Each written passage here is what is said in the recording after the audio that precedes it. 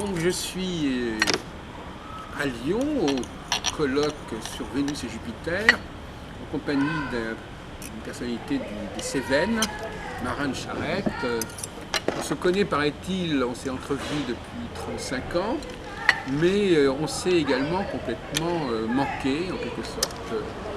Alors donc voilà, quand on arrive enfin à communiquer, je crois que c'est la première fois que je vous parle en quelque sorte. Voilà. Et donc vous me disiez que le mot-clé qui me permettrait de définir votre rapport à l'astrologie, c'est le mot radical. C'est-à-dire qu'il faut essayer de, si je traduis ce terme, il faudrait aller vers l'essentiel en fait, c'est ça, vers l'être et ne pas se perdre dans les détails, les tentations de tout expliquer par l'astrologie. Oui. En même temps, c'est un trop grand mot. C'est vraiment un trop grand mot. Ce sont des trop grands mots. Voilà. Bon, parce que on peut très très bien employer des grands mots et qu'ils soient parfaitement creux. Mais ce que j'allais dire par là, c'est que tout le vernis en astrologie, comme dans n'importe quel domaine d'activité humaine, le vernis, le côté mondain est absolument inintéressant. Voilà. Parce que l'être, quand il naît dans le caca, dans les pleurs, et il meurt aussi avec son caca, il meurt avec son être. Il n'y a pas de mondanité là-dedans. Donc, entre ces deux moments extrêmes, il n'est pas nécessaire de perdre son temps dans les mondanités. Voilà ce que je veux dire. Oui, mais enfin, quelles sont les tentations de la mondanité? Je comprends très bien. Mondanité, en astrologie, ça veut dire que ça nous entraîne à quoi, la mondanité? À faire du blabla, à faire du bavardage. Oui. Voilà. Et à oublier, à l'époque moderne, que les symboles qu'on utilise, les planètes, les signes, etc., quelque part sont des dieux. Voilà, c'est ça. Le mot Dieu que vous avez employé tout à l'heure, effectivement. Voilà. C'est encore un grand mot. Hein. D'ailleurs, d'une certaine manière, Monsieur de Charette, la question actuellement se pose dans certains débats, à savoir que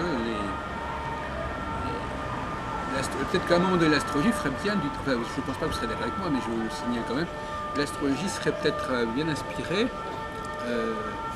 d'utiliser les dieux sans forcément se référer aux planètes. C'est-à-dire qu'on pourrait ce qui fait d'ailleurs la théorie des domiciles, c'est on attribue des tonalités planétaires, de dieux sans que la planète soit là. Ouais. Donc, mais je pense que pour vous, c'est quand même, vous ne pouvez pas dissocier les dieux et les planètes. Je pense que je vous rejoins sur quelque chose, c'est que l'astrologie moderne est, dans son ensemble, extrêmement aliénée à l'astronomie et au rationalisme qui va avec. Mais ce qui fait qu'elle est aliénée, c'est aussi parce que ces planètes ont reçu des noms mythologiques, et c'est ça qui fait qui fascine. La naissance du rationalisme scientifique, qui est assez dépassé maintenant, y compris par rapport à certains hommes de science en avance par rapport à la science ordinaire, mais qui est quand même dans l'air ambiant encore extrêmement prégnante. Alors il y a une chose fondamentale pour moi, c'est que la science rationnelle a remplacé dans notre civilisation la religion. Oui. Avant, c'était la religion qui disait au peuple, le monde a été créé en 7 jours, et on embrayait, on répétait, etc., etc., et puis on pouvait quand même finir sur le bûcher si on n'était pas d'accord. À l'époque moderne, on nous dit que le monde a été émergent par le Big Bang il y a 15 milliards et demi d'années. J'adore le et demi, ça fait très sérieux, et on répète sans aucun sens critique et sans aucune distanciation, alors qu'il ne s'agit que d'un modèle à la mode, culturel, mis en avant dans les médias, et c'est tout. Justement, alors, un modèle très court qui existe depuis quelques dizaines d'années. La question qui me vient à l'esprit, c'est comment d'après vous, Marin de Charette, l'astrologie serait-elle née? Est-ce qu'elle est née de l'observation des effets cosmiques, ou est-ce qu'elle est une volonté des humains de se référer au cosmos à leur façon, en quelque sorte? Est-ce qu'elle est de l'ordre de l'invention, de l'ordre de la découverte, de l'ordre du décret qui voudrait que, par exemple, on choisisse tel calendrier ou tel rythme cosmique pour rythmer les activités humaines, ou est-ce qu'elle est liée à une véritable observation quasiment statistique des effets cosmiques? Enfin, vous penchez dans quelle direction? Alors, l'astrologie, je ne dis pas elle est née, je dis l'astrologie naît. L'astrologie naît de la relation de l'être humain avec le cosmos. Et qu'est-ce que c'est que le cosmos? C'est ce qui nous apparaît lointain par rapport à notre biotope naturel. Notre biotope naturel, c'est la Terre. Alors le symbolisme, évidemment, de la Terre, c'est la mer, ma terre, matière, etc. Ça va avec, c'est le côté féminin, c'est le côté enveloppant, c'est là qu'on est attaché, comme par le cordon ombilical, et on est attaché en naissant encore à la mer. Voilà. Le côté cosmique, c'est symboliquement le Père. Et là, avec le Père, on a quelque chose qui est plus lointain, parce que l'enfant, quand il naît, le Père est forcément lointain. Et ça, c'est la dimension cosmique. Or, naturellement, l'être humain reproduit dans sa relation à la vie, dans sa relation au monde, il reproduit ce qu'il est. L'astrologie parle de ces planètes et de ce ciel qui nous apparaissent lointains, mais ce n'est qu'un artifice de la vision. Pour moi, ce n'est pas parce que ça nous apparaît lointain que c'est réellement lointain. Paracelsus avait raison, les étoiles et les planètes sont en nous, dans notre conscience. Il n'y a pas de distance. Pluton n'est pas à des milliards de kilomètres, Jupiter n'est pas à des milliards de kilomètres. Ils sont là, et les yeux qui nous donnent une vision trompeuse par des effets optiques, des illusions d'optique, et aussi tout ce qu'il y a dans la culture qui vont nous tromper littéralement. Les yeux nous trompent sans cesse, les sens nous trompent. Oui. Sans cesse, vous faites l'expérience du Moyen-Âge, mettre un bâton dans l'eau et vous le voyez casser. Voilà. Si vous le photographiez, c'est-à-dire si vous l'objectivez, comme on dit, par une photo, ça va également apparaître cassé. Donc ce qui nous apparaît n'est pas forcément vrai. Mais par exemple, bon, le cosmos, il peut prendre les formes les plus diverses. Selon quels critères, à votre avis, l'astrologie a-t-elle opté pour certaines formes, certaines configurations et pas sur d'autres, certaines significations et pas sur d'autres? En fait, on parle toujours de l'astrologie. Voilà, on va dire l'astrologie dit que, ou alors on voit cela en astrologie, etc., etc. Mais c'est un certain raccourci parce que ce sont les astrologues. Et l'astrologie, pour moi, est entre autres un langage polyvalent, je dirais même polysémantique, qui n'implique pas nécessairement, vu sa plasticité infinie, de penser comme ceci ou comme cela. Oui. Ce sont les astrologues qui pensent et les astrologues qui disent. Voilà. Donc, il y a autant d'approches qu'il y a d'astrologues, en quelque sorte.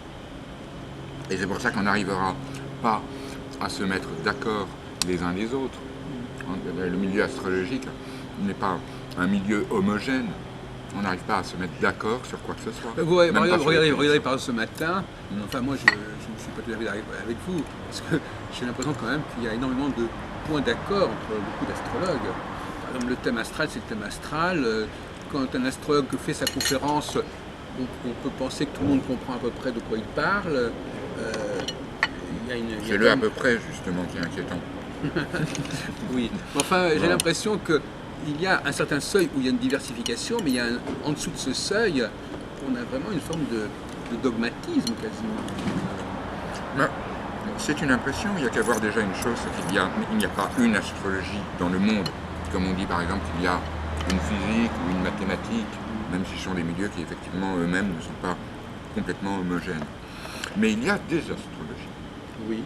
L'astrologie chinoise n'a pas grand-chose à voir avec l'astrologie indienne.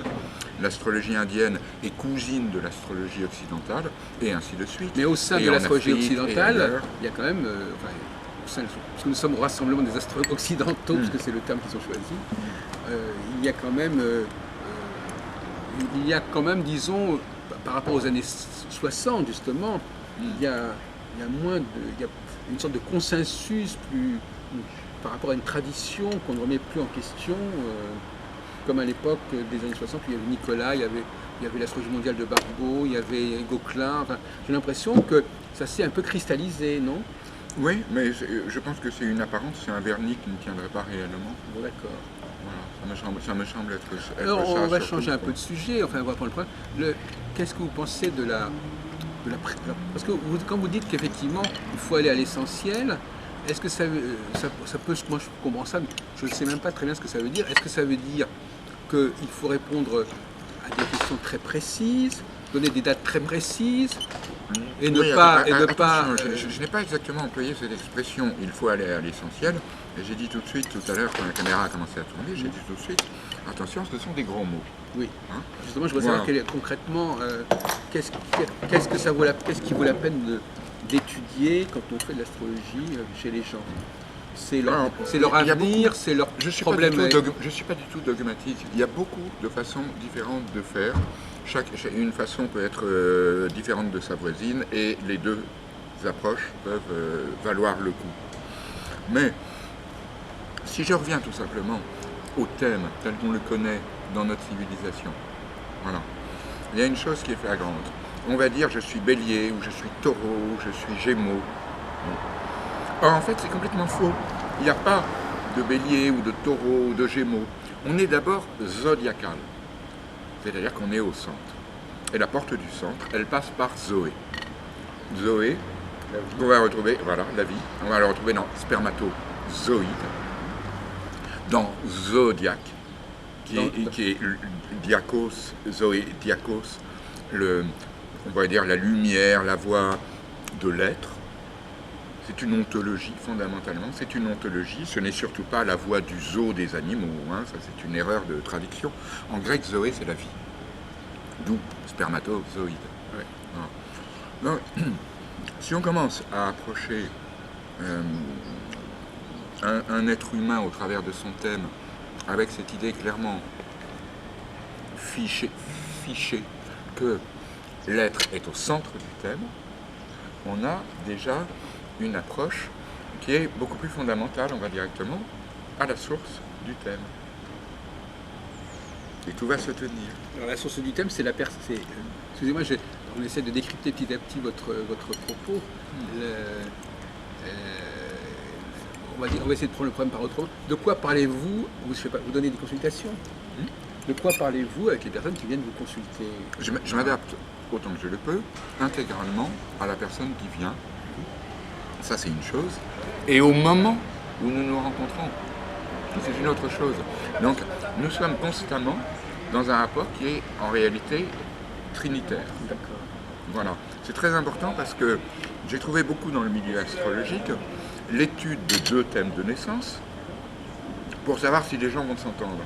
Mais ça, c'est artificiel, dans la mesure où 2 personnes se rencontrent à un moment donné, qu'il y a un 3e thème.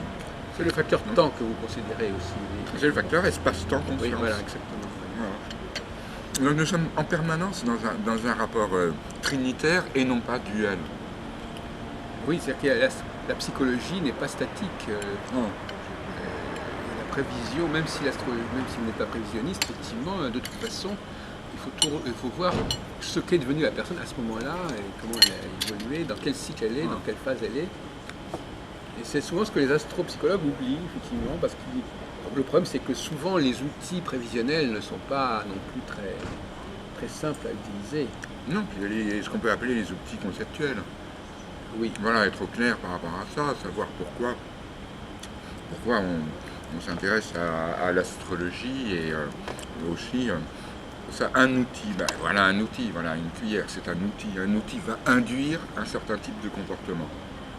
Donc, ayant été amené dans mon parcours d'astrophile, on va dire, ayant été amené à m'interroger sur l'outil, j'ai été amené très tôt à porter un regard sur le dessin du thème astral lui-même, un regard critique et créateur. Alors, ça tombe bien parce que vous avez ce qu'il faut. Là, vous me saisissez pour cet entretien, vous me saisissez au moment du repas du colloque du RAO. Donc, je mange et je parle en même temps, c'est pas une opération facile, non. Mais j'ai sur moi, puisque je suis en voyage, j'ai sur moi des tableaux que j'ai dessinés. Et je vous les montre d'abord, je ne sais pas si ça va passer bien à la caméra. On peut faire ça, oui. Voilà, là on les voit parfaitement, oui. Voilà. Je tourne les pages. Ben oui. Je vous laisse régler la caméra pour voir. Ça y est, on les voit bien. Ah, oui. Parfait. Ça, c'est le tableau des heures planétaires, Et oui, qui vient des données très anciennes, mais que j'ai redessiné. Je vais vous en dire 2 ou 3 mots. d'accord. Et ça, c'est le zodiaque. Sur les 5 niveaux énergétiques, qui va donner la signature énergétique de chaque planète selon le domicile, l'exaltation, la triplicité, le terme et le décan. Oui, c'est les grandes synthèses comme ça, avec toutes les connaissances. Voilà. Et ainsi de suite, j'en ai d'autres. Oui. Voilà pour le principal. Qu'est-ce que je veux dire par là? Oui. Quelque chose qui me semble important, surtout à l'époque moderne, où on est passé maintenant aux ordinateurs, à Internet et tout ça. Au départ, l'astrologie, c'est le langage du ciel. Et on va, par la suite, faire un certain nombre de dessins, de représentations. À l'époque actuelle, la quasi-totalité des astrologues le font faire par ordinateur. Et on a des schémas extrêmement morts qui sortent de l'ordinateur. C'est mort, alors que ça devrait être des dessins sensibles qui font sentir quelque chose du céleste et du cosmique, de la dimension céleste qu'il y a dans l'être humain. Cette sensibilité, je vais la réintroduire et la retrouver si j'utilise en particulier des dessins à la main, faits à la main. Oui. Voilà. Et des dessins colorés. La couleur va donner l'âme de la forme. Et ça, c'est très important parce qu'on est dans une époque où on intellectualise énormément le cosmos, on intellectualise l'astrologie. Moi, j'ai essayé, moi qui ai un parcours totalement atypique en astrologie, dès le départ, c'est parti comme ça, j'ai essayé de retrouver des fondements et des manières d'approcher l'astrologie qui inclut le corps, qui inclut le sensible, qui inclut l'observation de la nature, et je vous assure que je peux le faire vivre à des gens en stage ou autre. Voilà, je peux faire vivre une approche sensible et non intellectuelle au départ des aspects, des signes, des planètes, etc., par des dispositifs que j'ai retrouvés parfois chez certains auteurs, mais surtout que j'ai trouvés par moi-même. Hein? Comme je l'ai dit récemment, pour prendre un exemple très simple, comme je l'ai dit récemment dans un mail à la clé, les signes sont à portée de main, parce que si vous tendez plus ou moins vos deux bras, et que vous rapprochez vos deux mains, vous avez exactement l'espace d'un signe projeté dans le ciel. Si vous ne tendez qu'une main, et que vous mettez par exemple la lune à droite de votre main, vous savez que le lendemain, à peu près à la même heure, la lune sera à gauche de votre main. Ça fait que on a un cosmos, un zodiaque et une astrologie qui sont à portée de main et qui sont en nous, dans notre corps. Et ce n'est plus un objet intellectuel lointain, c'est quelque chose de vécu. Je reviens au vécu. Alors, est-ce que pour vous... Et je reviens à mon assiette parce que quand même j'ai faim et un temps limité. Bien sûr, il ne faudrait pas que ça refroidisse. Ben non. Est-ce que vous employez le mot outil pour désigner l'astrologie, par exemple? On peut employer des tas de mots. Mais Parce le que- crime absolu pour moi, c'est quand on emploie un mot, quel qu'il soit, celui-là ou un autre, et qu'on en fait un dogme et une école. Voilà. Un outil, non, mais moi je dis toujours, bon, par exemple, une voiture est un outil. Quand je vends une voiture à quelqu'un, je peux lui expliquer un petit peu le mode d'emploi, mais après il part avec la voiture et il va l'intégrer dans sa propre vie. En astrologie, souvent, on a l'impression que le client, lui, il ne part pas avec l'outil parce que cet outil est trop complexe et donc c'est pour ça que l'astrologue, il a besoin de passer par l'astrologue. Est-ce que vous imaginez une possibilité d'accéder à l'astrologie sans passer par l'astrologue, en passant par l'outil, dans la mesure où cet outil serait suffisamment accessible Ça me semble possible. Ça m'a intéressé de chercher un tant soit peu dans cette direction-là. Pour cela, il faudrait, je pense, créer des contextes. Voilà. où la personne entrant dans ce contexte va commencer à sentir son propre thème par différents procédés. Mais il faut voir une chose, c'est que il y a une dimension qui peut être créatrice, artistique, il y a une dimension qui peut être expérimentale, il y a une dimension qui peut être thérapeutique, voire quasiment médicale. Mais de quoi parle-t-on? Est-ce qu'on parle d'introduire quelqu'un à la sensibilité de l'astrologie, quelqu'un qui est un visiteur ou un expérimentateur, ou s'agit-il de quelqu'un qui vient en consultation? Ça, c'est très différent, parce qu'une personne qui vient en consultation, elle vient pour son histoire. Oui. Elle a un temps limité et en général un budget limité pour cela. Oui. L'astrologue de même qui la reçoit a un temps et un budget limité pour pouvoir la recevoir. Donc ça, c'est plus délicat au niveau des consultations, mais c'est faisable. Il faudrait pour ça des finances que je n'ai pas. Mais il y a des moyens à mettre en œuvre, mais c'est plus délicat, je le répète, parce que chaque personne est très différente et chaque personne vient à un moment clé différent du voisin, de sa propre destinée. Il y a des gens qui arrivent en consultation, je pense que vous le savez bien, je ne sais pas si vous faites des consultations vous. Pas ces gens-là. Voilà. Il y a des gens qui arrivent qui ne sont pas bien, ils ont besoin d'être remontés.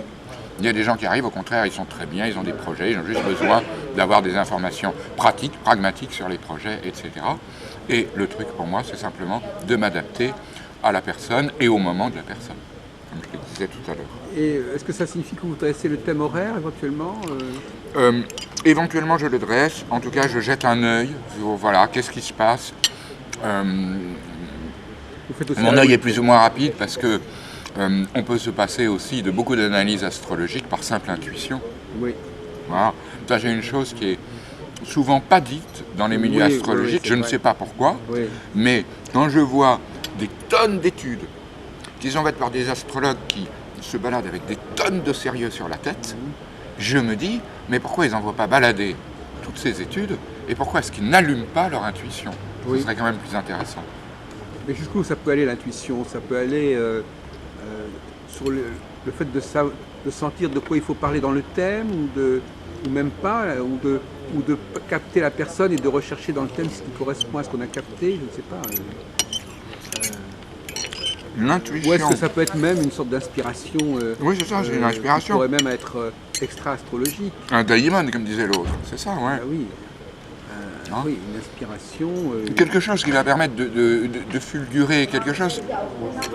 Il y a une chose qui est capitale par rapport à l'astrologie, et on a ça aussi dans d'autres domaines, on a ça dans la musique, dans la poésie, dans la pensée, etc., dans la philosophie, tout ce que vous voulez. Il y a une chose qui est désastreuse, c'est quand on commence, c'est quand on reste au b.a.-ba, Oui. qu'on annonne, Oui. qu'on articule, Oui, oui. un peu comme à l'école. Le matin se lève. Bon, il y a un moment où, quand on a passé les premiers stades de la lecture et de l'apprentissage de la parole, il y a un moment, on jette un coup d'œil sur un thème, on ne le lit plus en b.a.-ba, et sur un thème, sur un texte, ça veut dire, on aperçoit le texte et pof, on le lit tout de suite. Et là, ça devient on vivant. va donc tomber dans l'idée qu'il faut une longue expérience, une longue formation pour Il faut une devenir pratique. vous la situez, je vais vous poser une question un petit peu bête, mais c'est un point qui m'amuse un petit peu. Vous la situez dans quelle durée pour être... Ça dépend complètement des gens, des âges et des circonstances. Voilà, complètement. En tout cas, Mais- ce qui est clair dans Mose Content, c'est que ça n'est pas un bagage que l'on acquiert immédiatement et facilement.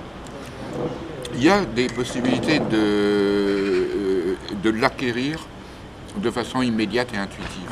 Ouais, il y a des possibilités. Je pourrais vous raconter, si on a le temps, un certain nombre d'anecdotes stupéfiantes par rapport à ça, que j'ai vécu ou que j'ai vu Oui, vivre oui, chez des gens. pourquoi pas, oui. Mais je vais vous... voilà. Par exemple, je vais vous dire que moi j'ai commencé de façon extrêmement particulière l'astrologie. En particulier, j'ai commencé en autodidacte absolu. Je suis quelqu'un qui n'a jamais pris de cours, jamais suivi un stage chez aucun astrologue. Et surtout, j'ai pendant des années dressé des thèmes Je les dressais assez facilement, j'avais appris tout seul à les dresser. Pourquoi? Parce que j'étais bon en mathématiques. Oui. Voilà, donc c'est pas très difficile pour quelqu'un qui est bon en mathématiques. À l'enfance, l'adolescence, je dressais des thèmes, je les regardais et je ne lisais aucun livre d'astrologie. Ah oui, le manuel Et, d'Antares, je dois répondre au téléphone. Non, Vous étiez en train de parler de votre éveil à l'astrologie et vos expériences d'autodidacte. voilà, exactement. Alors, on va dire. Au contraire, coupé. Il était en train de raconter comment il avait appris l'astrologie tout seul, en autodidacte, sans lire de maître. Enfin, en lisant Voilà. les manuels, mais pas en lisant En les l'occurrence, ce qui est définitions. important, Oui. c'est que j'avais appris à dresser les thèmes et pendant des années, je regardais le thème sans aucune connaissance en astrologie, ni livresque, comme je l'ai dit il y a 2 minutes, ni relationnel, puisque pendant des années, je ne connaissais pas Le thème l'astrologue. est une sorte de mandala, en fait, compte que vous regardiez. C'est une sorte de mandala, mais je le regardais, si vous voulez, exactement comme un gars qui est né à la campagne. Voilà. Il n'a lu aucun bouquin sur l'écologie ou les théories sur l'agriculture, les différentes agricultures ou je sais pas quoi, mais simplement il a un contact direct avec la nature. Moi j'avais un contact direct avec le cosmos. J'ai commencé par ce contact direct avec le cosmos et la nature, et le contact direct avec le thème aussi pendant des années. Ce qui fait que c'est très singulier par rapport au milieu astrologique. J'ai jamais rencontré d'astrologue qui ait cette particularité-là. Mais moi, quand des années après, en raison de circonstances qui ont changé, à un moment j'ai commencé à lire des astrologues, j'étais comme le gars de la campagne qui lisait des intellectuels écrivant de belles théories de salon sur la nature. Moi je disais, mais de quoi ils parlent? Moi je ne savais pas, voilà, je n'avais pas ces connaissances intellectuelles. Il y en a qui sont très intéressantes. J'ai rencontré des astrologues par leurs livres. J'ai rencontré des livres extrêmement intéressants. Hein, je ne veux pas tous les jeter au panier, loin de là.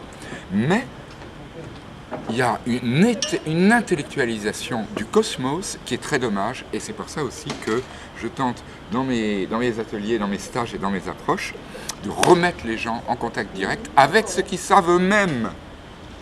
Vous prenez certaines positions physique, vous prenez certaines positions de dynamique de groupe et vous avez certaines sensations. Je l'ai fait faire à des gens plusieurs fois. Ces sensations, vous les avez, chacun les a. L'expérience m'a montré que chacun les a. Et ces sensations correspondent exactement, par exemple, aux aspects. Autrement dit, cette connaissance astrologique, cette connaissance du monde d'ailleurs en général, qu'on va en général malheureusement apprendre dans les bouquins, on l'a déjà en nous, il suffit de la réveiller. C'est ça qui me semble important. Parce que là, on est en contact direct. Et donc finalement, vous retrouvez, de facto, vous retrouvez ce que disent les astrologues en fait. On a l'impression qu'au bout du compte, certains, pas tout le monde, certains. Vous arrivez au même résultat quasiment. Plus ou moins. Ouais, ça dépend des astrologues, c'est très vaste le monde des astrologues. Vous savez, il y en a des millions. Oui, bien sûr. Voilà. J'ai retrouvé avec bonheur, par exemple, Paracelsus. Voilà. Ça, avec grand bonheur. J'ai eu le grand bonheur. Le premier astrologue connu que j'ai rencontré, c'était Jean Carteret. Ah oui. Quelle chance! Ah. En plus, avant de le rencontrer, je l'ai rencontré intuitivement. Ah, il fallait qu'on se... Quelle chance, voilà, rencontrer quelqu'un qui était vivant. Ah, après, il y en a beaucoup qui sont morts. Voilà. Oui, évidemment. Comme dit un de mes amis, la dernière guerre, il y avait tant de millions de morts. Oui, mais êtes-vous sûr qu'ils étaient vivants? À mettre entre des guillemets, hein, employé avec donc, des pincettes. Lisa, moi j'aime bien les regards obliques comme ça. Quel image avez-vous de marin? Moi, je pense que c'est assez juste parce que ce que j'ai remarqué dans mes pratiques diverses et variées, c'est que souvent le fait de plonger tout d'abord dans une approche intellectuelle des choses, ça coupe du ressenti qu'on peut avoir des choses. Et effectivement, je pense qu'on a une connaissance des choses qui nous appartient, qui nous traverse, et on peut très facilement se couper de cette connaissance-là en se gavant d'intellectualisme. Donc je trouve l'approche assez juste, à vrai dire. Oui. Même si elle est délicate à suivre dans le monde qui est le nôtre, parfois. Et vous avez suivi cette façon de faire vous-même? Non. Moi j'ai commencé à m'intéresser à l'astrologie de façon très très différente. Et par une approche très livresque pour le coup, voilà, à la base.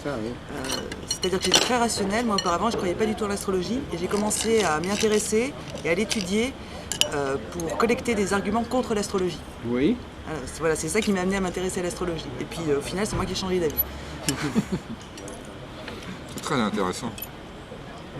Donc, oui, moi je reste un petit peu sur ma faim parce qu'effectivement, c'est le cas d'ailleurs parce qu'on est en train de manger. Mais je veux dire, je reste un peu sur ma faim parce qu'effectivement, c'est assez allusif. Et au fond, Est-ce que par exemple, je vous posais une question, est-ce que par exemple vous pouvez nous dire sur certains facteurs astrologiques, certaines planètes, certains signes, des choses qui ne sont pas exactement ce qui se dit? En quoi vous différez sur tel et tel? Parce que quelqu'un qui est revenu à la source, forcément, il va s'apercevoir qu'il y a des erreurs, qu'il y a des choses qui ont été mal comprises. Est-ce que vous pouvez nous dire quelque chose où il faudrait changer l'astrologie quelque part? Il faudrait, je ne sais pas, sur une définition de telle planète, ou de tel signe, ou de tel aspect, est-ce qu'il y a des choses à revoir? Mais, naturellement, il y a des tas de choses à revoir. Maintenant, encore une fois, je suis tout sauf dogmatique. Voilà. Donc, chacun a aussi son parcours par rapport à ça. Mais, vous me demandez des exemples. On va prendre des exemples. Voilà. Alors, par exemple, on a un exemple, prenons une planète, le Soleil. Si on regarde dans la littérature astrologique ordinaire, le Soleil, c'est le roi, c'est les honneurs, c'est brillant, il y a beaucoup de qualificatifs, voilà, qui sont mis sur le Soleil, et il va en sortir quelque chose d'une image qui est rayonnante, brillante, chaleureuse, royale. En un mot, royale. Voilà. En réalité, moi, je pense que le Soleil est surtout un sceau à sauter. Les tempéraments solaires sont des sceaux. Pourquoi? Alors, ce sont des sceaux. Attention, il faut s'entendre sur ce qu'on entend par un sceau. Ce sont des sceaux dans le sens qu'ils peuvent être mis au banc de l'intelligence, en quelque sorte. Mais c'est pas ça que je veux dire. Ils sont singulier. La singularité du Soleil, c'est qu'il n'a fondamentalement pas d'attribut. C'est un point vide pour moi. C'est une planète qui est muette. Voilà. Donc, lui mettre des attributs, c'est une erreur. Il va se teinter des autres facteurs lesquels il va être en relation. Exactement. Oui, mais il règne, mais ne gouverne pas. Oui, mais c'est ce que j'appelle le vecteur. C'est-à-dire il y a quelques vecteurs, et ce qui est important, c'est les facteurs qu'il va rencontrer au cours de son cycle. Le zodiaque, par exemple, va teinter le Soleil successivement de choses différentes. Mais lui-même n'a pas forcément à avoir une particularité. La particularité, c'est qu'il est celui qui donne le rythme, qui donne le temps. On peut le voir comme ça, je suis assez d'accord. Oui. Effectivement, dans l'astrologie, dans l'astronomie, il y a des choses... Ce que l'astrologie prend à l'astronomie, c'est quand même avant tout des processus cycliques. Hein. Bon, maintenant, les significations... Alors ça, c'est effectivement... Maintenant, les significations des phases par lesquelles ces processus vont passer, ça n'est plus tout à fait de l'astronomie. Ah oui, mais l'astrologie n'est pas de l'astronomie. C'est incommensurable. Deux choses radicalement différentes. Voilà, c'est ça. Et on n'a pas, en tant qu'astrologue, à se justifier par rapport aux astronomes. Et voilà, c'est absolument. Voilà, le thème n'a pas à être prouvé. Parce que le thème astrologique est lui-même la preuve de quelque chose. Donc on n'a pas à prouver la preuve. Non, c'est pas qu'il n'a pas à être prouvé, mais c'est pas les astronomes qui vont statuer là-dessus. Ils n'ont pas la compétence. Mais il y a que d'autres professions, en psychologie, sociologie, et qui pourraient éventuellement, anthropologie, qui pourraient avoir leur mot à dire, mais certainement pas les astronomes. C'est pour ça que cette relation entre astrologie et astronomie, elle est à revoir. Hein. De même, par exemple, comment se fait-il que les astrologues de l'Antiquité, est-ce qu'ils savaient très bien qu'il y avait d'autres dieux que ceux qui étaient en rapport avec les planètes? Oui, c'est ce que vous dites dans le dernier texte envoyé en mail, oui, que j'ai eu le temps de regarder un peu rapidement. Donc ils savaient pourquoi Pluton, effectivement, pourquoi Pluton n'a pas été utilisé plus tôt en astrologie. Mais, absolument. De toute façon, on sait très bien que la représentation classique les représentations Je parle pas de du Pluton en tant thème. que planète, je parle de Pluton Ouais, en ouais, tant que comme dieu. que- Hein. Vous avez compris. Les représentations astrologiques des thèmes ne sont pas entièrement justifiables au niveau astronomique. On met en conjonction des planètes qui se retrouvent au même degré écliptique, mais qui ne sont pas du tout Ah en oui. conjonction dans le ciel à cause En des effet. latitudes et des déclinaisons, par exemple. Voilà. Donc, on a affaire à des ciels différents. On a affaire à des approches radicalement différentes, tout simplement. On a affaire à des motivations différentes. On a affaire aussi à quelque chose qui vient de temps très ancien, puisque des travaux, en l'occurrence scientifiques, ont montré que les figures de la grotte de Lascaux étaient des constellations. Oui. Hein, c'est-à-dire 17 500 ans d'âge. Nos hommes préhistoriques, que dans l'imaginaire stupide du 19e, 20e siècle, on représente comme des proches du singe en train de se gratter et d'attraper des sangliers pour les manger comme ça, hein, en réalité, avaient assez de subtilité, de finesse et de conceptualisation pour pouvoir représenter des constellations à l'intérieur d'une grotte obscure. Bravo. Mais alors justement, À la santé des grands anciens. ouais, mais alors justement, si, est-ce que vous n'auriez pas à ce moment-là être relativement réticent par rapport à l'utilisation de nouvelles informations astronomiques? Mais on peut être réticent, on peut s'en passer, on peut aussi faire comme on a fait à une époque, jeter des dés et placer les planètes selon Oui. dans un thème selon ce qu'indique Oui, un on dé. faisait ça Voilà. au 19e siècle. Oui. Voilà, on faisait ça au 19e ou 18e siècle, on faisait ça. On peut faire toutes sortes de choses. Ça dépend de ce qu'on veut obtenir aussi, et ça dépend des structures intérieures. Vous pouvez faire, par exemple, Quan Hai, c'est un musicologue que je trouve adorable. Je l'ai vu un jour avec 2 cuillères. Là, j'en ai qu'une, je ne peux pas le faire, heureusement, parce que je suis moins agile que lui. Mais avec 2 cuillères, il fait un orchestre de musique extraordinaire, et il donne un message aux kids des banlieues en leur disant: arrêtez de baver devant du matériel que vous n'avez pas et de faire des cambriolages ou de cambrioler le portefeuille de votre mère. Chipez-lui simplement 2 cuillères et avec ça vous allez faire de la musique. Pourtant les cuillères au départ c'est pas très musical. Voilà. On peut aussi Donc, siffler, tout simplement. Voilà, on peut siffler, etc. etc. Donc, Les preuves des rapports avec la technique qui sont... ouais. C'est là que c'est pas dogmatique. Il n'y a pas un langage astrologique. Il y a le multi-possibilités et multifacettes à partir de ça. Et puis il y a la relation que l'individu entretient. On a des parcours totalement différents, Isa et moi, mais on a des approches, donc des procédures du thème astrologique différentes, mais on peut arriver par des procédures différentes à des résultats qui se retrouvent. On l'a vu plusieurs fois. C'est très intéressant d'ailleurs. Mais vous êtes quand même un adepte de la multiplicité des planètes, si j'ai bien compris. Bon, il y a plusieurs planètes, oui. Oui, il y a Si on plusieurs, qu'une, oui, il y a plusieurs. c'est un peu Voilà, c'est ça. pistounet, quoi. Non, parce que oui, parce qu'il y a ce qu'on appelle les astrologues qui pensent plutôt qu'il y aurait justement un vecteur principal. D'accord, excusez-moi.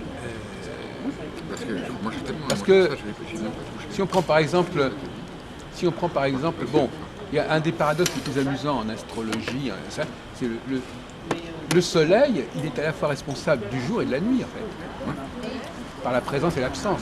Rien n'est plus différent que le jour et la nuit. Donc effectivement, il y a une dialectique, c'est-à-dire que tout facteur, du moment qu'on est dans la cyclicité, il va prendre des formes très différentes. Et donc ces formes très différentes, elles sont presque plus importantes que la nature profonde de l'objet en question, puisqu'il va varier cet objet. C'est pour ça qu'il y a là deux tendances un peu différentes. Il y a ceux qui considèrent qu'on peut avoir un seul objet qu'on fait varier de façon extrêmement diverse, ou plusieurs objets qui se confrontent en même temps, si vous voulez. C'est la diversité dans le temps et dans l'espace. Voilà. Alors, est-ce qu'on est intéressé par le résultat? Quand on commence à discuter des modèles, moi j'ai envie de poser cette question-là. Est-ce qu'on discute des modèles pour être intéressé? Parce qu'on est intéressé par le résultat. C'est-à-dire, s'agit-il de cela, du résultat, hein?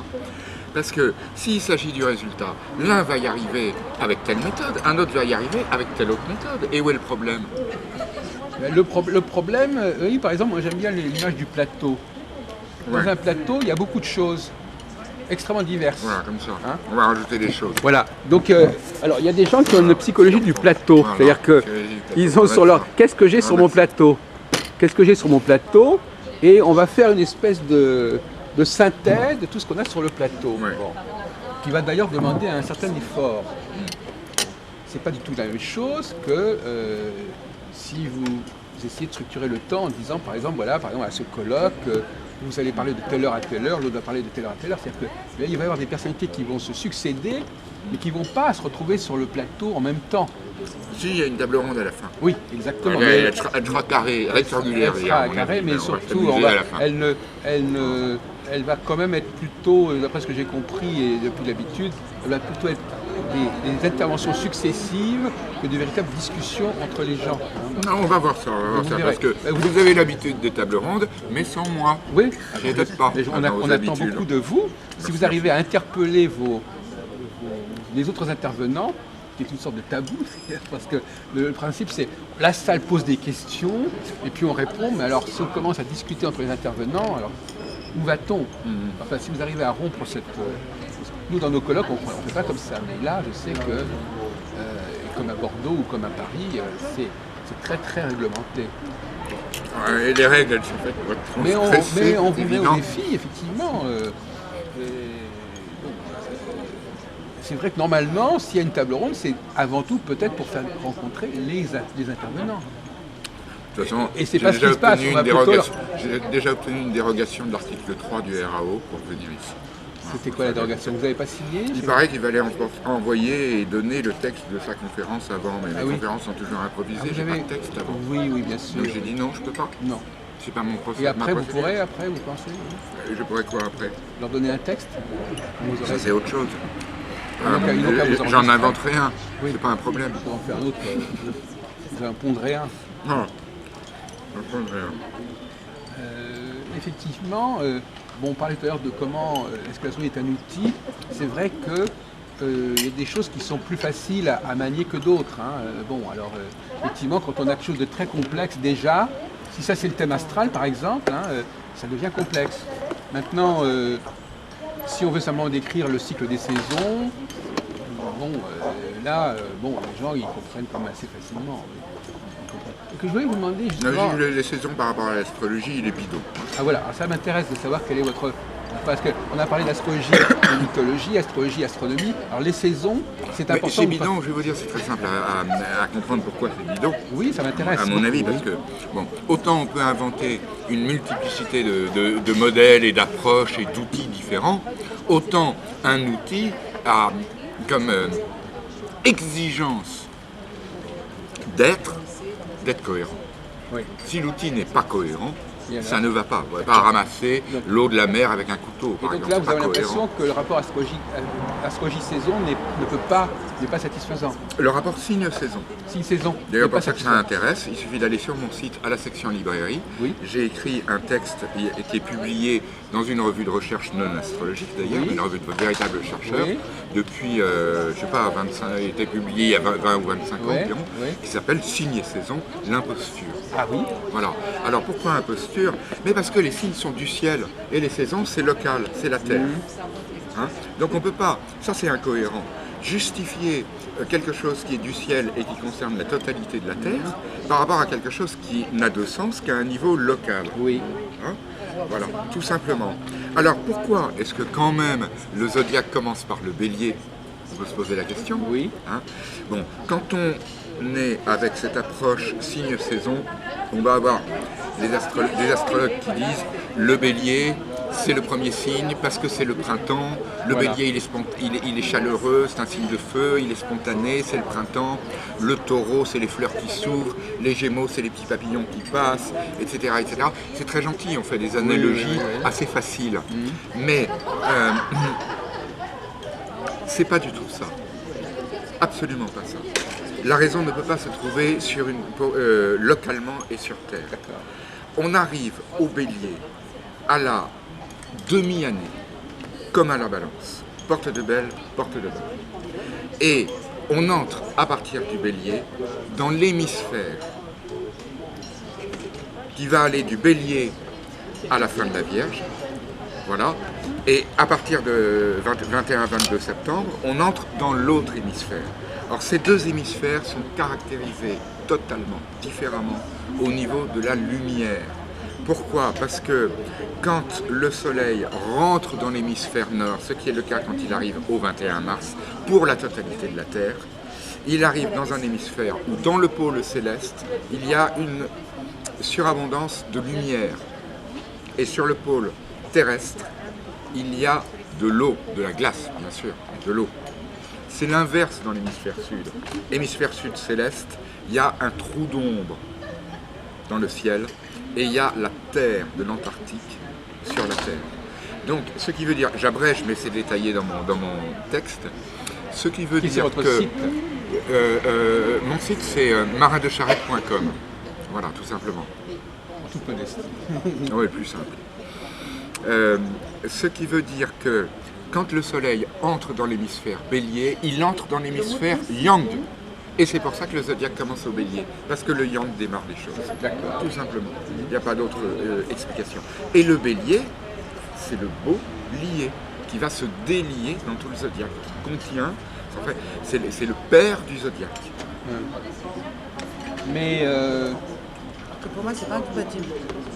Pour moi, les deux approches peuvent être justes, parce que justement, l'astrologie, c'est une histoire d'analogie. On a plus affinité avec l'une ou l'autre, mais c'est des symboles finalement. Ce qui compte, c'est le résultat. Mais c'est vrai que le problème, d'où viennent les signes zodiacaux, comment se sont formés ces symboles zodiacaux, c'est pas évident du tout, hein, c'est assez opaque. C'est pas si opaque que ça. Alors vous avez trouvé des rapprochements, ah ben oui, des absolument. clés du zodiaque. Absolument, c'est pas si opaque. D'abord, le zodiaque vient de nous. Oui. Voilà, il vient de nous dans notre rapport à la Terre. Le fait qu'il ait une origine historique dans les siècles passés ne m'intéresse pas plus que cela. C'est pas fondamental. Ce qui m'intéresse, c'est le jaillissement présent. Hein. Et dans le jaillissement présent, il y a un certain nombre de choses à dire par rapport à ça. Pourquoi il y a 12 signes, pourquoi ça commence par le bélier, pourquoi le bélier, le taureau, les gémeaux, etc. sont ce qu'ils sont, et ainsi de suite. Pourquoi il y a 12 signes? Vous qui avez interviewé des centaines d'astrologues et qui en avez fréquenté des centaines et des milliers, vous devez avoir entendu débattre de cette question, pourquoi il y a 12 signes. Les réponses sont généralement assez amusantes. On dit parce que 12 c'est sacré, comme si 13, 14, 15 ou 16 n'étaient pas sacrés. Tout est sacré, ou rien n'est sacré. Hein, voilà. Oui, il y a aussi la question des 12 conjonctions soleil-lune, etc. Alors ça c'est déjà plus intéressant, j'adhère à ça, il y a 12 nouvelles lunes, 12-13 nouvelles lunes par an. Mais justement il y en a 12 et 13, 12-13. On aurait pu avoir un zodiaque à 12 ou 13. Mais j'ai trouvé quelque chose de très simple. Encore une fois, c'est extrêmement simple, seulement il faut regarder le ciel. Oui, vous êtes parmi les astrologues qui regardent le ciel en fait. Hein. Vous nous avez Je expliqué suis tout à l'heure parmi les comment- astrologues qui ont commencé par là. Oui. Le ciel me parlait quand j'étais enfant et c'est pour ça que j'ai été attiré On par appelle ça de l'astrologie. l'astrosophie. D'une certaine façon, oui. Eh bien, qu'est-ce qui se passe? C'est que le zodiaque, il est défini par le soleil. C'est le soleil, dans son parcours annuel, qui donne l'écliptique, le fil de l'écliptique. Hein. La lune va donner l'épaisseur, elle va donner le bandeau zodiacal, et la lune ondule en sinusoïde autour du fil écliptique. Voilà, donc elle va donner le bandeau des initiés. Mais l'écliptique elle-même est donnée par le soleil. Et l'écliptique, le mot le dit, ça vient de éclipse, ça veut dire que le soleil retire quelque chose. C'est parce que le soleil retire quelque chose que l'être humain va compenser par ce qui est retiré par le soleil. C'est-à-dire que si le soleil est dans tel signe au moment de la naissance, l'être humain va donner de lui-même quelque chose de surabondant de ce signe. Voilà. Et le soleil donne la clé de pourquoi il y a 12 signes. Parce que si vous regardez le soleil, vous n'avez à côté du soleil aucune étoile, aucune planète qui puisse être vue visuellement sur une distance d'environ une main d'un côté, une main de l'autre, soit 13 à 17 degrés, plus 13 à 17 degrés, c'est-à-dire à peu près 30 degrés. Autrement dit, le soleil donne l'unité lumineuse qui permet de partager naturellement, de par sa lumière, le zodiaque en 12. ça.